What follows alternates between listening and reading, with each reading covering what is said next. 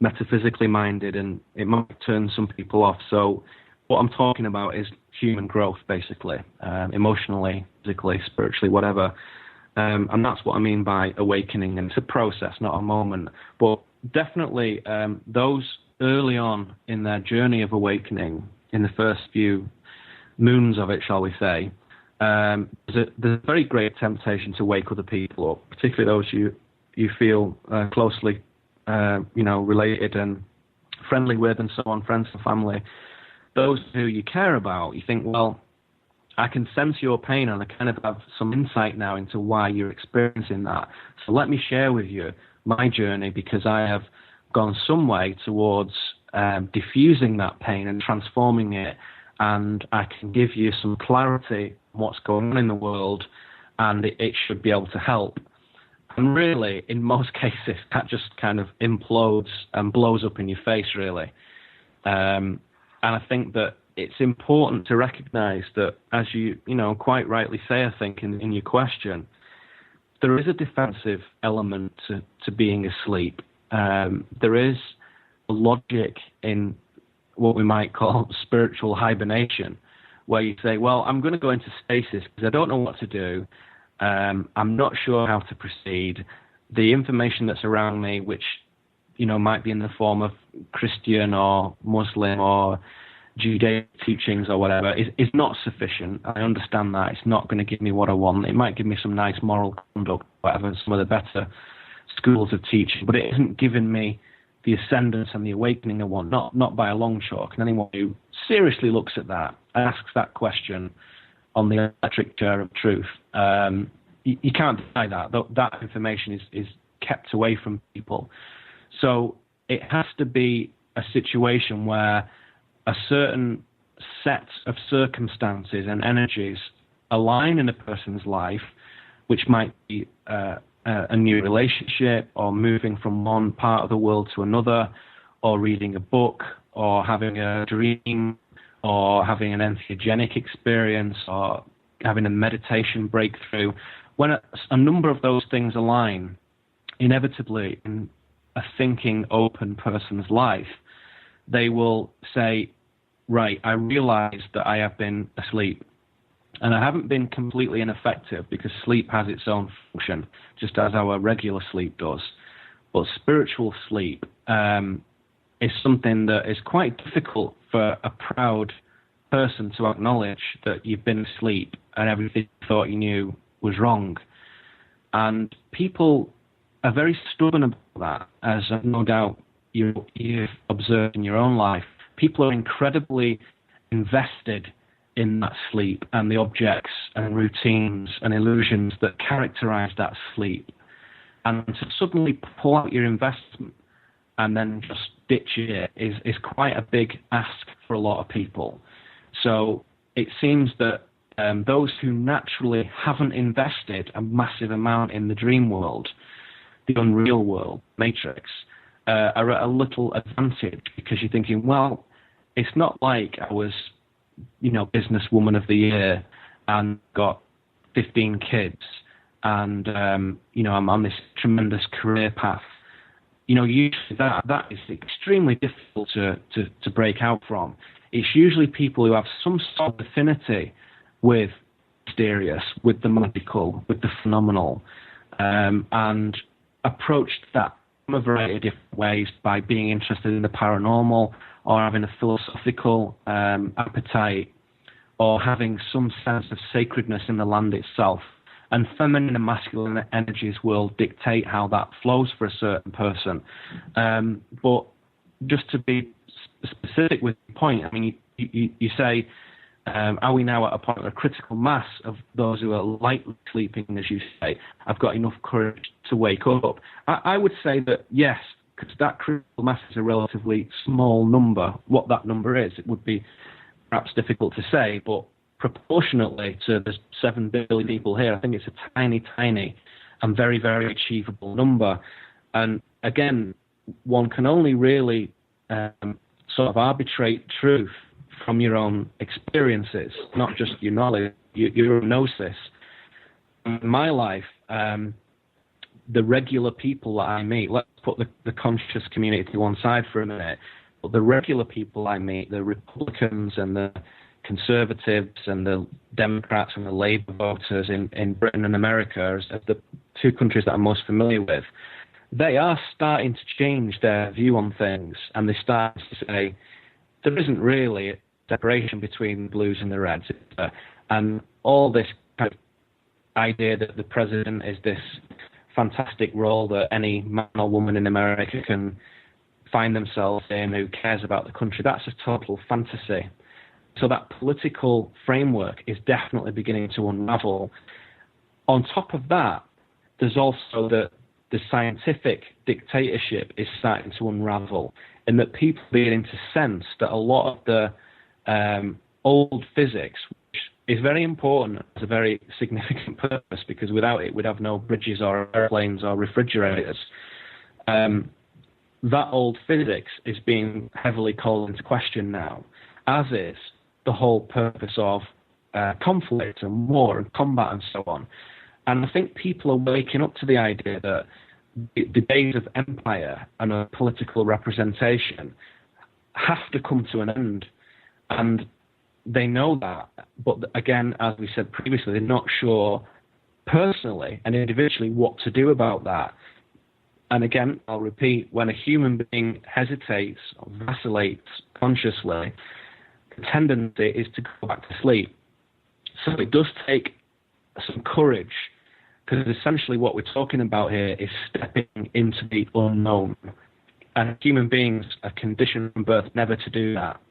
But the spiritual journey demands that we do that. And anyone who has gone on such a journey will be, think to themselves, saying, no kidding, it certainly does demand a certain movement into the unknown. And whether that's, again, as I say, a young kid or, an old geezer, it doesn't really matter. It's still the same immense movement. And it's a movement that we have to learn how to take with courage, discernment, and so on and so forth. But until that decision is made, then whether it's a light sleep or a heavy sleep, it doesn't matter. It's still slumber. It's still disconnection. So being in stasis at this time of multidimensional earth changes is not a good place to be, because it's not as safe as it used to be. Okay, that makes perfect sense. And I find that the more emotionally attached others are to the illusion, the more difficult time they have awakening. Yeah, that's right, because the emotional attachment, if you look at it really objectively, is, it's quite an understandable and acceptable thing. Somebody who feels passionate about local politics or local community affairs, or they worked damned hard to get their pension sorted out, to look after the family. To suddenly have that rug pulled out from under your feet is a bloody shock, quite frankly, and defy anybody not to be stunned by that. So to ask that of someone who's particularly invested in that, and it is an emotional investment, you're quite right, more than any other, it is quite a challenging thing to do. So ultimately, you're not really ready until you're ready. So you can't make someone ready, they have to be ready themselves. That makes sense. I had listened to your interview with Veritas, and you had stated that, in your opinion, that our reality is not organic, but something that has been influenced by the machine. Can you give me an example of something that has influenced our culture from the bottom up versus the top down? Well, I see that in a slightly different way to how you pose that in that question. I think if you look at things from a very sort of impersonal perspective, you could say that the natural world is a very good indicator, probably the best one we've got, of what is natural and what is organic. So to sit by a river running through woodland with no cars or telegraph poles or helicopters or no man-made stuff, to be in that environment is a fairly good example of what organic looks like. And then to shift out of that, to kind of quantum leap out of that and put yourself in the middle of Piccadilly Circus or Times Square or the middle of some enormous metropolis, and see the difference between the two visually. It's stunning, really, the difference. One has a lot of concrete and glass and chrome and right angles and noise and hubbub and colour, and the other one has no right angles and is very organic, and the colour is very harmonious. Colour is very important. I'll talk about this in the future, but the colour is always a bit of a giveaway. And in a natural environment, although you can have this real saturation of red, greens, and blues and greys and so on, and particularly in the fall, beautiful fall over here in Oregon and Washington, it's quite something to behold. But it works together, and there's a cohesiveness, and I think that's the indicator of what's organic and what's synthetic, is cohesion. And you can feel the difference between the two. If you go away for the weekend to a natural environment, to like canoe or hike or bicycle or whatever your thing is, or just to walk or just to be there or take photographs, whatever your mode of expression and relaxation is, if you go away for the weekend and do that and then return to a city environment, the decoherent nature of the city is felt in like a sort of energy drop. And it's a little bit like air pressure, in that, of course, we know wind is generated by a movement of energy from areas of low to high and high to low, from hot to warm, and so on and so forth. And so where you get great differentials in that, particularly in the ocean, we get, hurricanes, and over the land you get these pinpoint tornadoes. And it's pressure differentials, basically, energy differentials. And it's the same with consciousness.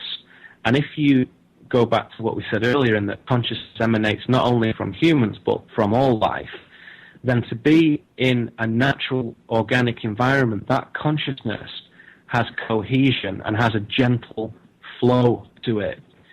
And the reverse, of course, is true, that if you do go into Times Square, somewhere I personally have been many times, so I do know what I'm talking about, the flow of energy is very stark, and it's very erratic, and it's very angular, not only visually, but in the actual flow of energy itself.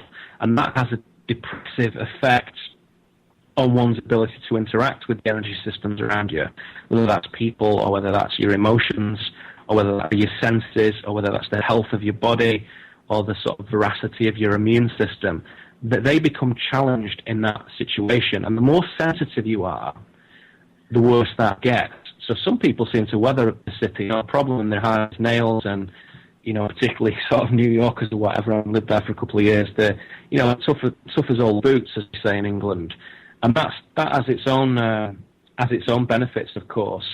But that toughness comes from a certain disconnection in a way, because if you do sensitize yourself to energy, being in a chaotic energy environment, and chaos in the sense of total dissimulation, then that is very challenging, and you can feel the difference between the two. So it's really the ecology of energy systems and how they relate to each other.